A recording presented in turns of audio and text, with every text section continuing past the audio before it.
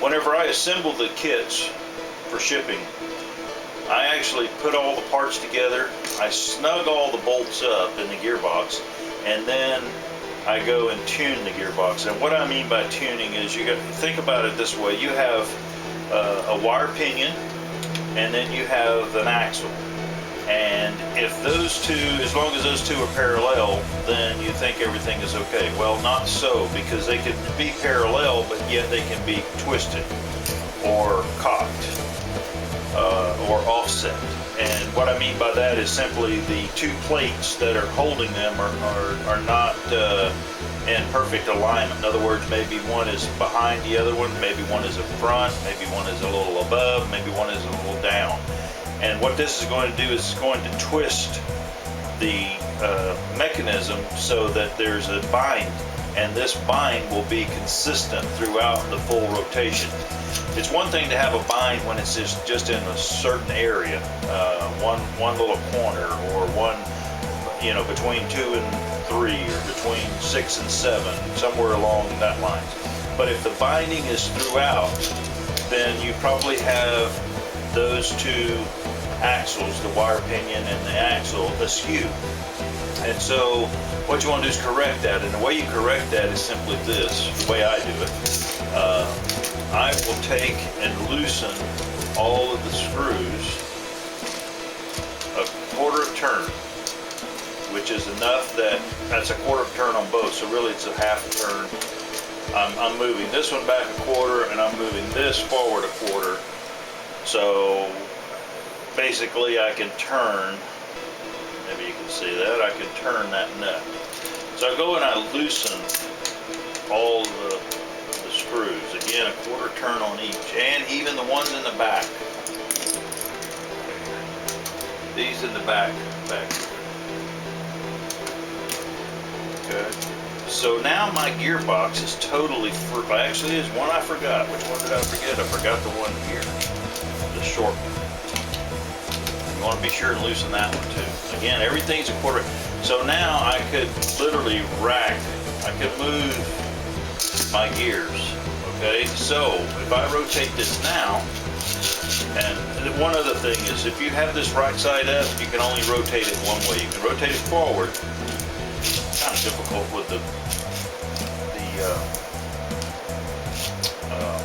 flex plates on, but the idea is to see if I can only go one way. I can't go backwards. I can go forward, but I can't go backwards. I can go backwards to a point, but it's going to stop because I'm hitting the glide lock. So if you turn the model upside down, now you're free to turn it in either direction. Notice now it's freer than it was before I loosened the bolt. But we can't fly with those bolts loose. But what we can do is go ahead and rotate this some, and then in both directions, and then gently start with the screw that I loosened the last. Gently start with that screw and tighten it up. And what you don't want to do is you don't want to twist these when you tighten them. So you want to try to keep them wherever they're at so that you're tightening them up. Tighten that one up and then check it. Yep, see, that's really nice now. Okay, but I only have one screw tightened up. So let's go to the next one.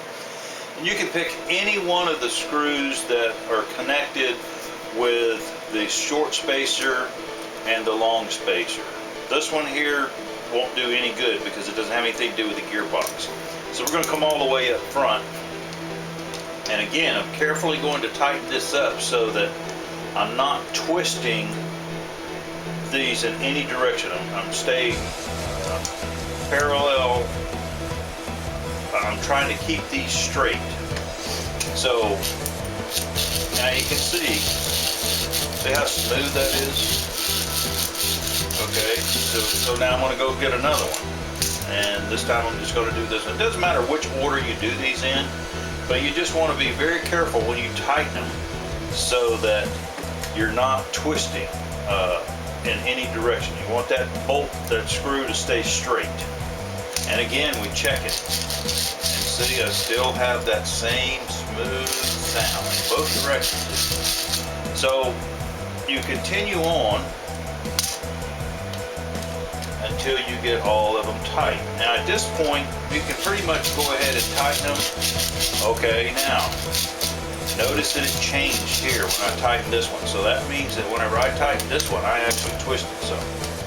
So I'm going to loosen it and go back, and yep, it's different. Now it's back like it was. So I'm going to leave that one to last. So we're going to go up here, we're going to tighten this next one. This one here really is not going to affect anything, so we're going to go back here and tighten these two. So again, I'm trying to keep this straight. You want to check it out after each one. Yeah, see, that's really nice. So now I make sure that I've gotten all of them, and I'm going to do this one here last because that one was the one that caused me to have the bind. So I'm just checking to make sure that these are all tight. And if I can't turn them with the wrench on this side, then I know that they're tight. Okay, so now I'm going to go ahead and tighten this one. And again, I'm going to try to stay straight whenever I do. And we should be okay. Oh, yes. Yeah. Alright, so that's how you go about getting your gearbox back like it was whenever you received it. Is go ahead and glue the bearings in. Now make sure whenever you glue them in that they're pressed all the way down so that they're seated. You don't want the bearing to be sitting in the housing where it's cocked. You want to make sure that it's perfectly flat.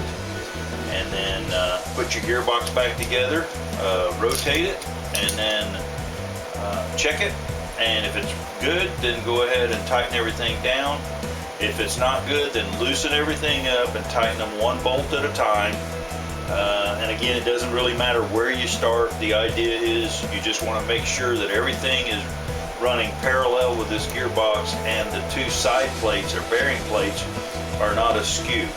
So if you do that, then the gearbox should run just like it was whenever you got it. So again, if I turn this right side up, or if it won't want to turn one way, but if I turn it upside down, I can rotate it in any direction. So I guess at this point, happy building.